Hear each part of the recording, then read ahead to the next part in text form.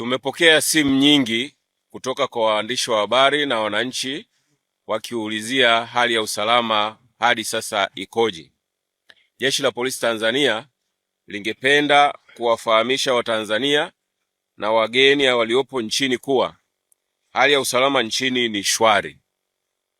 Pamoja na kwamba leo tarehe 7 mwezi wa 7 2026 ni sikukuu ya Sabasaba na watu wako kwenye mapumziko, lakini wengine wanaendelea na shughuli zao za kiuchumi na kijamii.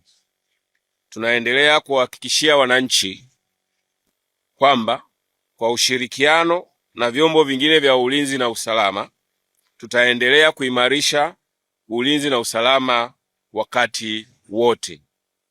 Tunaendelea kutoa wito kwa wananchi tuendelee kutumia mitandao ya kijamii vizuri na kujiepusha na matumizi mabaya ya mitandao ya kijamii kwa kuandaa, kusambaza taarifa za uongo, uchonganishi, kujenga chuki na kuzisambaza. Pia tujiepushe na kusambaza taarifa unazotumiwa kupitia mitandao ambazo hazijathibitishwa na mamlaka husika, kwani kwa kufanya hivyo kwa pamoja ni makosa ya jinai kwa mujibu wa sheria ya makosa ya mtandao ya mwaka 2015 kifungu cha 16 na sheria nyingine za nchi.